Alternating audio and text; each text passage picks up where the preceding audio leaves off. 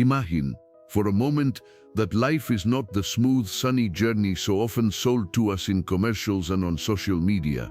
Imagine it, instead, as a great expedition through a vast and unknown territory, with peaks of breathtaking beauty, but also with dark valleys, deep abysses, and unavoidable storms.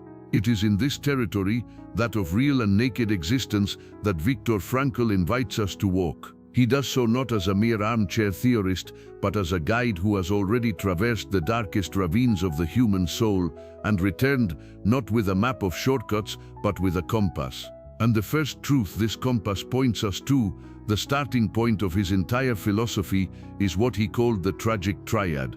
Frankl asks us to abandon the illusion of a life without pain. He tells us that in the fundamental architecture of the human condition, there are three unavoidable pillars, three shadows that, whether we like it or not, will accompany us throughout our entire journey. They are suffering, guilt, and death. Think of suffering. It is not a flaw in the system, a bug to be fixed, but an intrinsic part of the experience of being alive. It can be the physical pain of an illness, the emotional pain of a loss, the frustration of an unfulfilled dream, from the cry of a hungry baby to the anguish of an elderly person contemplating their finitude. Suffering manifests in 1,000 forms. To try to build a life immune to it is like trying to build a ship that must never touch the water. It is a fantasy that weakens us, for by denying the possibility of pain, we become incapable of dealing with it when it inevitably arises. Then we have guilt. Frankl, as a psychiatrist, understood that we are fallible beings, we make mistakes, we hurt people, sometimes intentionally, sometimes not. We make decisions we regret. Guilt is the echo of our conscience, the recognition that we have strayed from what we could or should have been. To ignore this guilt, to feign a perfection we do not possess, is to deny our own humanity and our capacity to learn and to redeem ourselves. Guilt within this triad is the painful reminder of our freedom and our responsibility. And finally, death, the most certain and universal of all conditions. Death is the final horizon toward which we all walk. It is the great equalizer, the certainty that gives a definite contour to our existence. For Frankl, the finitude of life is not what makes it meaningless. On the contrary, it is what gives it urgency and preciousness. Because our time is limited, every moment, every choice, every act gains an irreplaceable weight and value. Death is not a wall that nullifies everything, but the frame that gives shape and beauty to the painting of life. Therefore, in presenting us with the tragic triad, Frankl is not being pessimistic, he is being realistic, a profound realist. He tells us, look, these are the cards we are all dealt in this game of life. Suffering will come, fallibility, guilt is part of who we are, death is our final destiny. Growth does not begin by trying to escape this, but by asking, and now, what do I do with this? How can I find a meaning in spite of, or even through this? To accept this triad is not to resign oneself to misery, but rather to plant one's feet on the ground of reality in order to begin the true journey of growth, seeking a purpose strong enough to illuminate even these unavoidable shadows. Very well. If the tragic triad, suffering, guilt, and death, composes the unforgiving stage on which our life unfolds, are we then mere passive actors dragged along by a script of pain and finitude? Are we just puppets of fate? Frankl's answer to this question is a resounding and revolutionary no, and it is here that he hands us the master key, the most powerful and inalienable tool we possess, the last of the human freedoms, the freedom of attitude. Frankl experienced this truth in the most freedom-deprived place humanity has ever conceived, the Nazi concentration camps. There, he was stripped of everything. He lost his manuscripts, his name was replaced by a number, his body was subjected to hunger, cold, and brutal violence. The SS guards controlled every aspect of his external existence, where he slept, what and if he ate, when he worked, whether he would live or die in the next minute. All external power, all freedom of action had been annihilated, and it was in this laboratory of hell that Frankl observed an extraordinary phenomenon. He saw that between two men subjected to the exact same inhuman conditions, one could devolve into an animal, losing all dignity, betraying his comrades for a piece of bread, while the other could act like a saint, comforting others, sharing his last crumb, and maintaining his inner integrity intact. The external situation was identical. The difference, the one and final variable, lay in a minuscule but infinite space, the space between stimulus and response, between the guard's slap and the prisoner's reaction, between the sight of the gas chamber and the attitude one took towards it. In this small interval, invisible to the captor's eyes, lies our greatest strength, the freedom to choose how the external reality will affect us internally. This is the last freedom. They can take our job, our health, our loved ones, and even our life, but no one can take away our ability to decide what our stance will be in the face of what happens to us. We can choose bitterness, hatred, and despair, or we can choose dignity, compassion, and the search for meaning, even if it is the meaning of suffering bravely.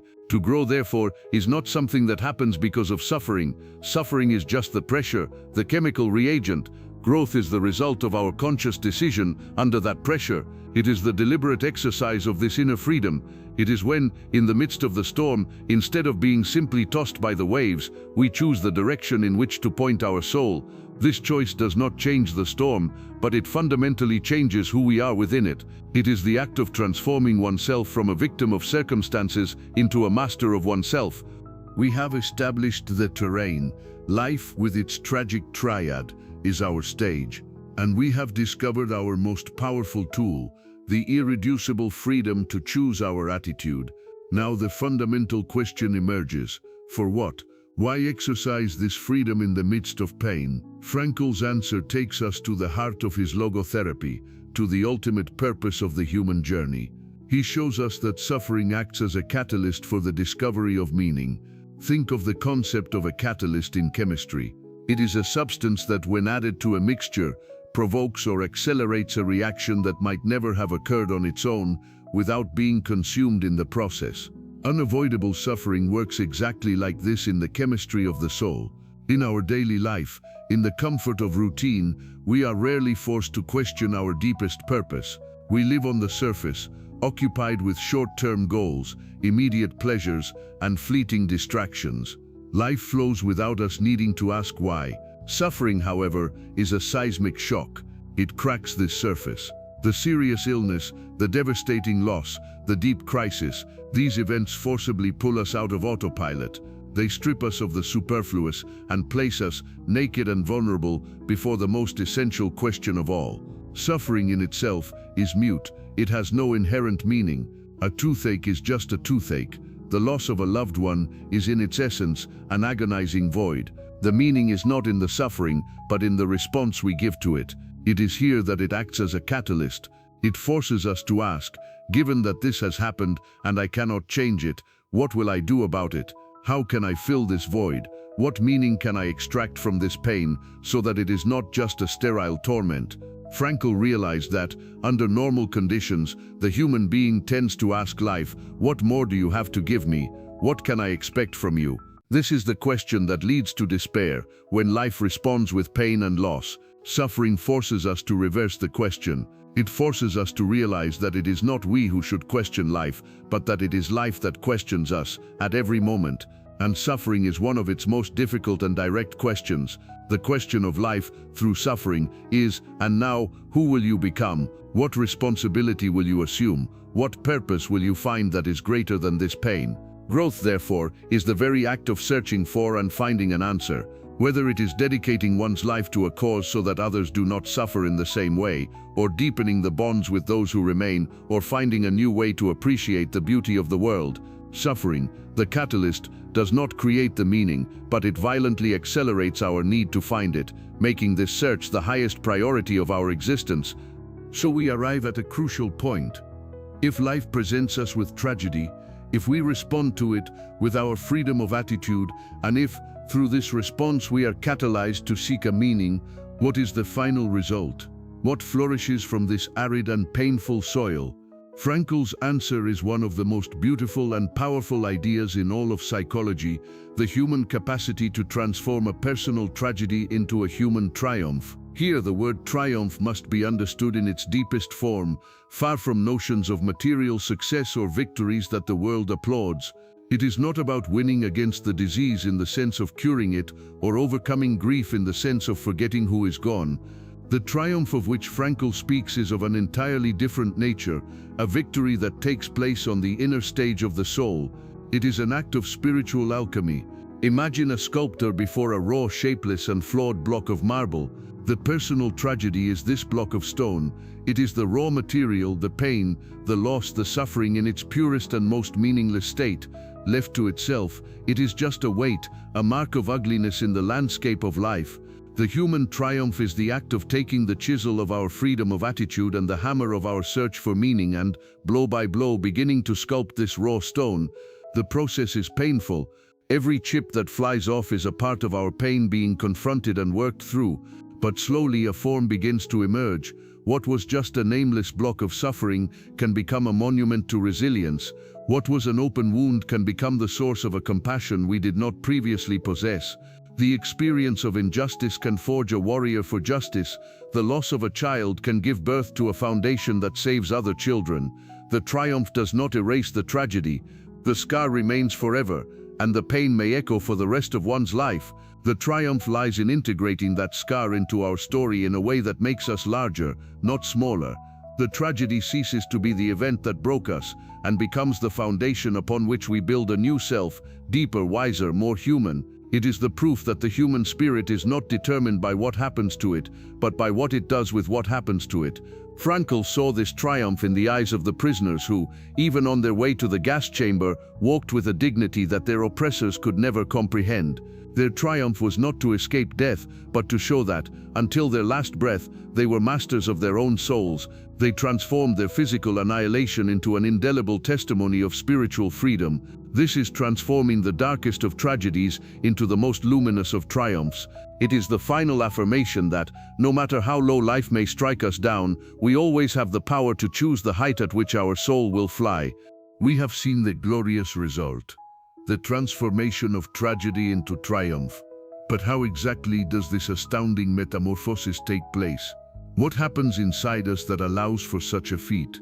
Frankl guides us into the inner workings of the psyche, showing that suffering functions like a shrill bell in the dead of night, causing the awakening of conscience and of values. Think of life in times of peace and comfort. Our conscience often operates in a state of slumber. We live enveloped by a kind of fog, a fog woven from the fibers of routine, of small worries, of social ambitions and ephemeral pleasures. Our values, what we claim is important to us, are like books on a shelf. They are there, we acknowledge them, but we rarely open them and read them in the light of an urgent need. They are theoretical, abstract. We live more by habit than by conviction. Unavoidable suffering is what dissipates this fog. It is the cry that awakens us. When real pain sets in, the pain of a failing body, of a breaking heart, of a lost freedom, the trivialities of life are burned away like chaff in a furnace. Suddenly the concern for social status, for the opinion of others, for the accumulation of possessions, all of this reveals itself to be pathetically insignificant. It is in this deafening silence, when the noise of the superficial world falls silent, that we are forced into a radical confrontation with ourselves. Suffering sits us down at the table with our own soul and forces us to answer, in the face of this, what truly matters. Now that everything I thought was solid has crumbled, what do I truly believe in? What is the non-negotiable value for which I am willing to fight, even if only within myself? In that moment, the books of values are torn from the shelf. We are forced to choose only one, perhaps two, to guide us in the darkness. And this choice is no longer theoretical. It is a lived, embodied choice that defines every action. The value of compassion becomes real when you, even while hungry, share your bread. The value of integrity becomes concrete when you, under threat, refuse to lie. The value of love becomes absolute when you, on your deathbed, use your last breath to comfort those who remain. This awakening is growth. It is the passage from a life guided by inherited or socially imposed values to a life lived from a core of values personally tested and validated in the fire of adversity.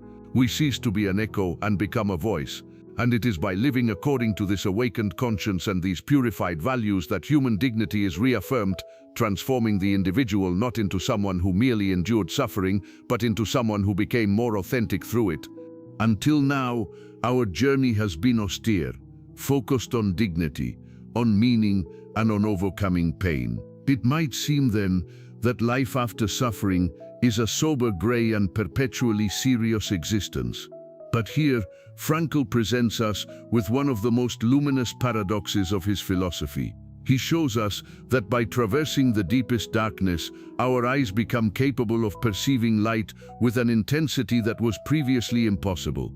The sixth topic reveals how suffering deepens our capacity to feel joy and gratitude. Imagine someone who has lived their entire life at a lavish and uninterrupted banquet. For that person, the most exquisite flavors eventually become commonplace. The palate becomes accustomed, the excitement diminishes. Constant abundance generates a kind of sensory anesthesia. To truly appreciate the taste of bread, one must have known hunger. To marvel at the warmth of a fireplace, one must have felt the biting cold in one's bones. Suffering acts as a radical reset for our perception of life. It yanks us from the banquet of normality and throws us into an existential desert. In this desert, we learn the true value of water. Frankl describes in his accounts moments of almost childlike ecstasy that he and his comrades felt in the face of things that we, in our comfortable lives, disregard or ignore. The sight of a sunset over the Bavarian plains, painting the sky with vibrant colors above the misery of the camp, was a source of joy so intense that it could, for a few minutes, make a man forget his hunger and his fear. The mere possibility of lying on a cot, even one infested with lice, after an excruciating day of work, was an indescribable luxury. What happens is a phenomenon of existential contrast. Suffering creates a background so dark that the smallest and simplest lights of existence begin to shine like supernovas. The capacity for joy is not destroyed by pain, it is in fact purified and intensified by it. The person who has grown through suffering no longer needs grand events or extraordinary stimuli to feel grateful. Joy ceases to be a search for peaks of euphoria and transforms into a state of profound gratitude. Gratitude for a day without pain. Gratitude for a conversation with a friend. Gratitude for the taste of a hot coffee. Gratitude for the simple and miraculous gift of being alive. Growth here is the acquisition of a new vision, a vision that can see paradise in details that were previously invisible. The capacity to suffer deeply bequeaths to us as an inheritance, the capacity to rejoice with the same depth. It is the proof that, even from the most bitter experiences, the sweetest fruit can bloom. Let us leave the terrain of paradoxical emotion and enter the engine room of the psyche, as Frankl conceived it. So far, we have spoken of choice, of meaning, and of transformation.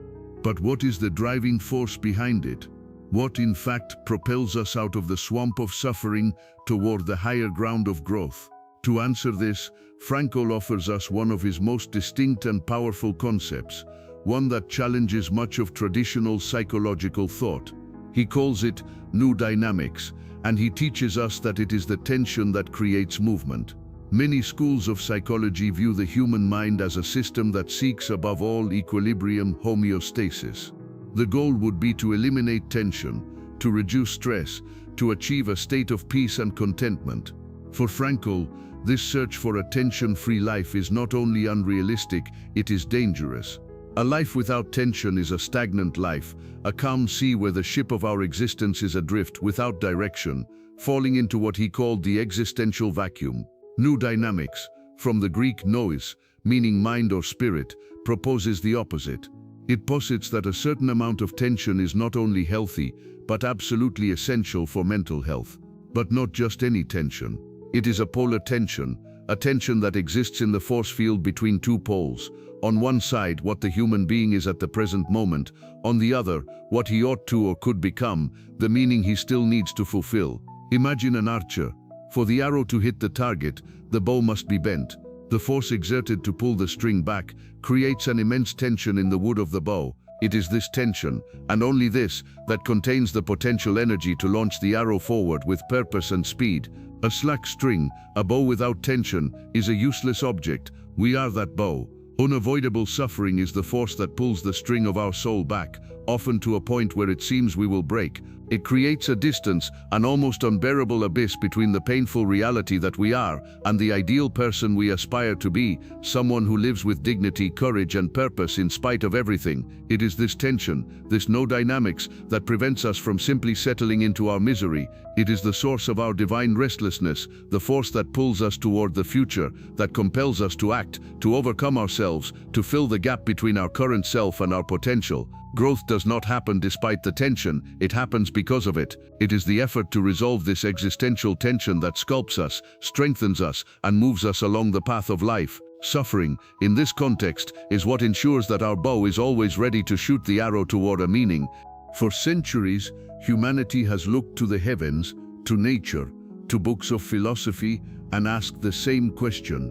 What is the meaning of life? We expect life to hand us an instruction manual, a predefined purpose, a clear answer. For Viktor Frankl, this is the wrong question.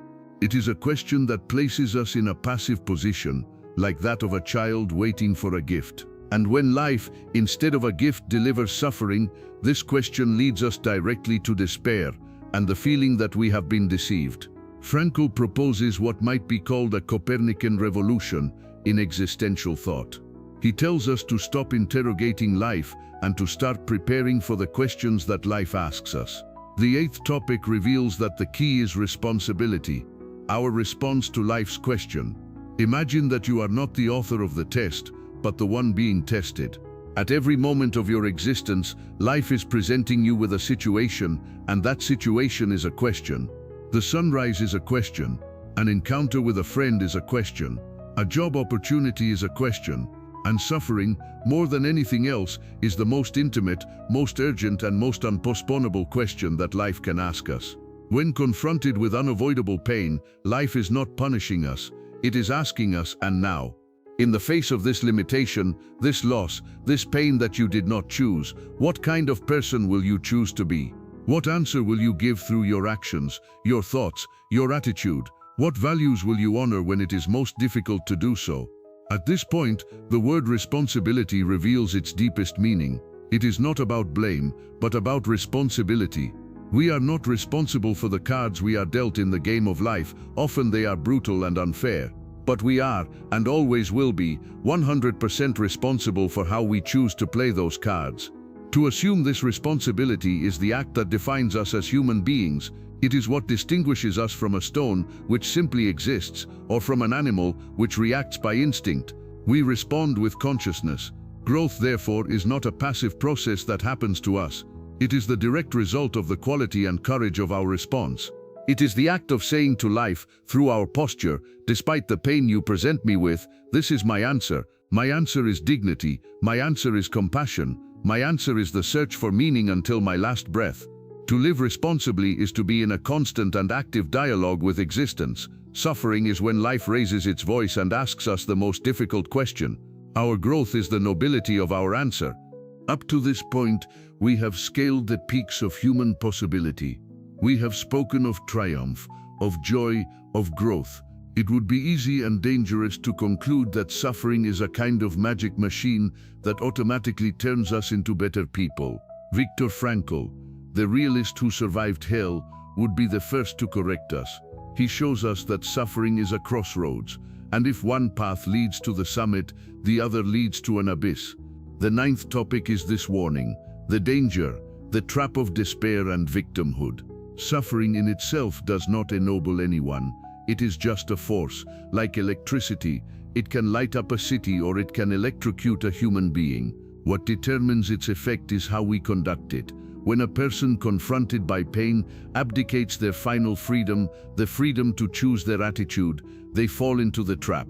This trap has two jaws that close upon the soul. The first is victimhood. It is the moment when the person stops seeing themselves as an active and responsible subject and begins to identify entirely with their pain.